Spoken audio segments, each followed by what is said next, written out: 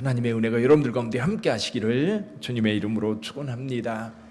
지금 9장은 나팔 재앙 가운데 5번째와 6번째 재앙입니다.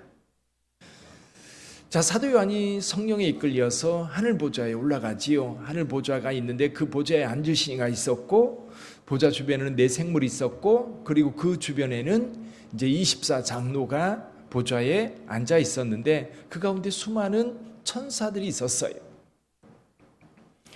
근데 보좌에 앉으신 이에게 오른손에 두루마기가 있는데 그 두루마리를 어린 양이 받아서 그 두루마리에 인이 붙여져 있었는데 하나씩 떼어갈 때마다 재앙이 있었지요. 이 재난들은 우리가 지금 교회 시대, 즉 예수께서 공중 강림하시기 전에 이루어지는 재난들이다. 자, 그렇게 해서 하나, 둘, 셋, 넷, 5번째 이진이 떼어졌을 때에 거기에 특이한 것이 있어요. 그게 뭐냐면 순교자들입니다. 순교자들이 아직 신원하지 않은 것에 대해서 하나님 앞에 신원의 탄원을 합니다. 언제까지 우리의 저 원수들을 그대로 두시려 합니까? 그러니까 이 한 음성이 나서 그들에게 말합니다. 잠시 기다리라. 순교자의 수가 차기까지 기다리라고 합니다. 그리고 나서 천재지변이 크게 일어나죠. 아마 그 천재지변이 오늘날 좀 세계적으로 일어나고 있는 큰 재난들이 아닐까. 그제도 터키에서 큰 지진이 나서 벌써 오늘 아침에 신문에 보니까 사망자만 5천 명이 넘어섰다고 합니다. 지질 연구하는 분들은 아마 10,000명이 넘을 거라고 추측을 하더라고요. 그럼 큰 재난입니다. 그러면 사망자가 5,000명이면 다치고 그런 사람들은 무수한 거지요. 의료 체계가 마비되는 그런 상태가 됩니다. 그러면서 이제 7장이 이렇게 중간에 인이 6개가 떼어지고 7번째 인이 떼어지기 전에 7장의 사건이 있습니다. 거기에 이스라엘 백성들이 14만 4천 명, 그리고 이제 흰 옷을 입은 무수히 많은 셀 수 없는 큰 무리가 예수님 앞에 나와서 찬양하는데 그때 예수께서 공중 강림하셨을 것으로 보는 거지요. 공중 강림하시고 이 땅에 있던 모든 죽은 자와 산 자들이 이제 믿음의 안에 있었던 사람이 휴거되어서 공중에서 주를 영접하게 되는 거죠. 자, 그러는 사이에 이제 8장으로 넘어가면 이제 7 천사가 7 나팔을 가지고 준비하고 있습니다. 여러분, 인을 떼는 거는요 어린 양의 사역입니다. 근데 나팔과 그리고 대접재앙은 천사들이 하는 일이에요. 8장에서는 첫 번째 천사, 두 번째, 세 번째, 네 번째 천사까지는 자연재앙입니다. 자연재앙이 이루어지고, 그리고 이제 9장으로 넘어가면 5번째로부터는 이제 사람들에게 직접적으로 해를 끼치는 그런 재앙이에요. 그러니까 앞에 나팔 재앙 하나, 둘, 셋, 4개는 자연에 이루어지는 거예요. 하늘에 별이 떨어지고 운석 같은 게 떨어지고 또 이 땅의 먼지와 이런 것들로 인하여서 해의 빛이 가려지는, 요즘 같은 때 그 미세먼지가 너무 진하게 나타나니까요 하늘이 뿌여지면서 해가 빛을 잃는 거예요. 3분의 1, 달의 빛의 3분의 1, 별들의 3분의 1이 빛을 잃는 그런 자연재앙이 이루어집니다. 9장으로 넘어가면 이 화가 3개가, 큰 화가 3개가 있는데 첫 번째 화는 5번째 나팔이 불려질 때입니다. 그럼 5번째 나팔이 불려질 때는 이 하늘에서 별이 하나 떨어졌는데 이 별은 루시퍼라고 하는 타락한 천사, 즉 사탄입니다. 사탄이 무적의 열쇠를 받아가지고 이 무적의 열을 열으니까 거기에서 이 연기 같은 것들이 이제 무수하게 올라옵니다. 이 공기구멍의 열매로 세상이 다 어두워지는, 근데 이 연기만 올라오는 게 아니라 그 연기 가운데 뭐가 있어요? 황충들이 있어서 같이 올라와 가지고 이 황충들이 사람을 고통스럽게 합니다. 근데 이 황충들에게는 사람을 죽이는 권세가 없어요. 괴롭게 하는 권세만 있습니다. 얼마 동안? 5개월 동안. 5개월 동안 사람들을 괴롭게만 합니다. 근데 죽고 싶어도 죽지 못하는 그런 고난이에요. 전갈이 사람을 쏘는 것 같은 그런 고통이 있었다는 거예요. 우리는 전갈이 쏘는 것이 뭔지 잘 모르지요. 전갈을 저는 직접 보긴 했어요. 바위를 이렇게 들었는데 그 밑에 전갈이 꼬리를 들고 있더라고요. 근데 이 전갈이 쏘는 것 같은 그 고통이 아마 우리 생각하면 벌써였을 때 그런 생각을 하면 아마 비슷할 것 같아요. 그런 고통이 끊임없이 이루어지는데 이 황충들이 완전히 전쟁이라는 말들 같은 그런 모습으로 사람들을 괴롭게 합니다. 이 황충들을 이끄는 이 왕이 있어요. 그 왕의 이름이 뭐예요? 무저갱의 사자인데 히브리어로는 그 이름이 아바돈, 헬라어로는 아볼루온. 여러분 아볼루온 옷이 많이 들어본 것 같지 않으세요? 어디에 나와요? 철로역정에 나옵니다. 철로역정, 특히 이제 철로역정을 이렇게 테마화한 데 가면 늘 아볼로온이 우리를 유혹하고 우리를 잡으려고 우리를 죽이려고 이제 위협하는 그런 장면들이 나옵니다. 자, 첫 번째 화가 지나갔어요. 첫 번째 화의 특징은 뭐였어요? 사람 죽이지는 않습니다. 그러나 5개월 동안 고통스럽게 만든다는 거예요. 여섯 번째 나팔이 불려지는데 여섯 번째 나팔 재앙은 두 번째 화입니다. 여기 13절에 보면 여섯째 천사가 나팔을 불매 내가 들으니 하나님 앞 금제단 네 뿔에서 한 음성이 납니다. 나팔, 여섯 번째 나팔을 든 천사에게 말하는 거예요. 이 큰 강 유브라데에 결박한 네 천사를 놓아주라는 거예요.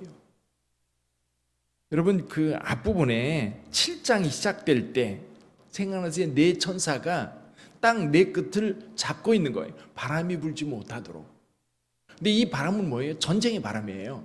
네 천사가 땅 네 끝에서 붙잡고 있는 겁니다. 그 사이에 하나님 예수께서 공중 강림하시고 이 땅에서는 휴거가 일어납니다. 자, 그런데 그 천사에게 오늘 말하는 거예요. 이 천사를 놓아주라는 거예요. 이 천사를 풀어놓으니까 이 천사는 어떤 천사예요? 여기 15절에 보니까 네 천사가 놓였으니 그들은 그 연월시에 이르러 사람 3분의 1을 죽이기로 준비된 자들이더라. 여기서부터 우리 사람들에게 본격적으로 죽음이 찾아오는 고난이, 재난이 시작됩니다. 이 천사들이 3분의 1을 죽이기로 준비된 자들인데 그들이 마병대를 준비해 왔습니다. 마병대, 말을 탄 군대지요. 근데 그 수를 요한이 들었어요. 들었는데 2만만이라는 거예요. 2만만. 2만만이 무슨 뜻일까요? 2만의 만이에요. 2만의 만. 그게 뭐냐면 2억입니다. 2억. 2억의 마병대가 준비되어서 그들이 이제 사람들을 죽이는 권세를 가지고 사람들을 죽이게 되는데 이 말들 입에서 세 가지가 나와요. 뭐가 나와요? 불과 연기와 유황이 나오는데 이것으로 이 땅에 있는 사람 3분의 1을 죽인다는 겁니다. 이 말들의 힘은 입과 꼬리에 있으니 꼬리는 뱀 같고 또 꼬리에 머리가 있어 이것으로 해하더라. 자, 이렇게 해서 죽은 사람들, 오히려 죽은 사람들이 행복한 거예요. 그 다음에 보면 죽지 않고 살아있는 사람들에 대한 이야기가 나옵니다. 20절, 21절 같이 한번 읽어볼까요? 같이 읽어봅니다. 이 재앙에 죽지 않고 남은 사람들은 손으로 행한 일을 회개하지 아니하고 오히려 여러 귀신과 또는 보거나 듣거나 다니거나 하지 못하는 금은 동과 목석의 우상에게 절하고 또 그 살인과 복술과 음행과 도둑질을 회개하지 아니하더라. 자, 이런 재난을 보면 회개해야 되는데요. 회개를 안 합니다. 왜 안 할까요? 마음이 완악해져서. 사실은 지금 휴거되어서 그리스도인들이 예수를 믿는 하나님의 자녀들이 다 휴거되어서 공중에 예수를 영접하고 있는 그 상태에 이 땅에는 정말 완악한 사람들만 남아있는 거예요.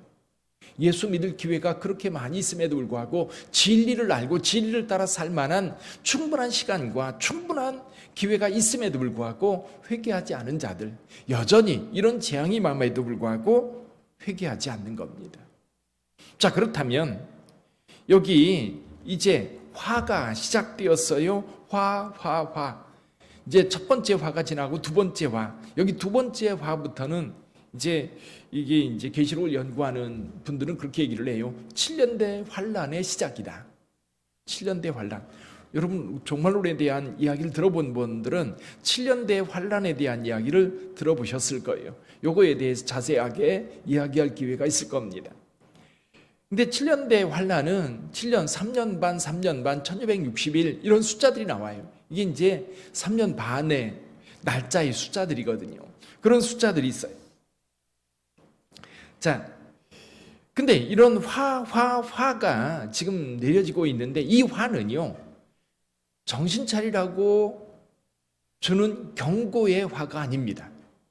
예수님께서 인을 뗄 때에 나타나는 재난들은요, 우리에게 경고의 효과를 줘요. 경고. 지금 이런 재난이 있으니까 회개하라는 거예요. 돌이키라는 거예요.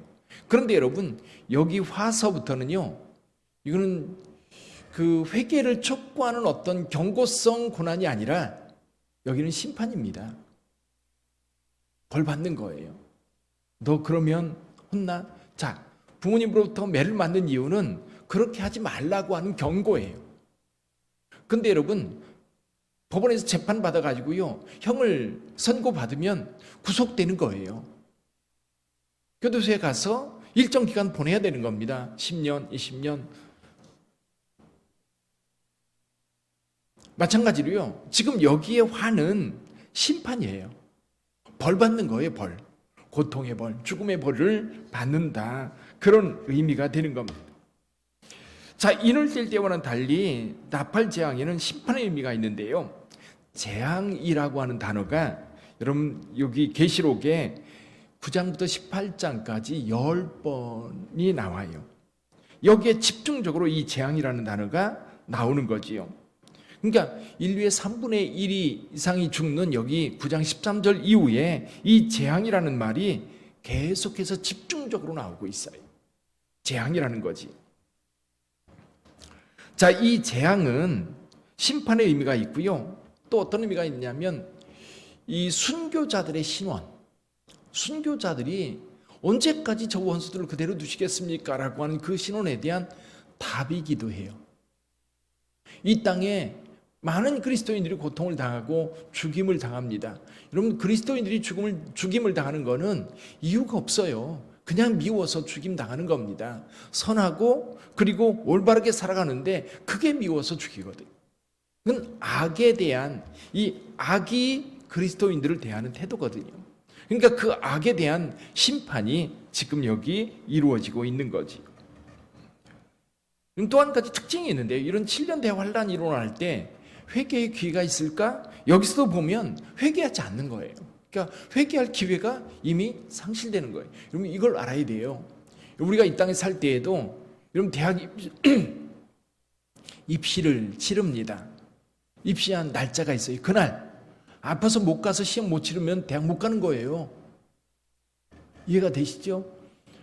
직장 취직을 했는데 내가 이력서를 넣어서 면접 보러 오라고 했어요. 근데 그날 다른 어떤 일이 있어 못 가면 취직 못 하는 거예요. 회사는 안 봐줘요.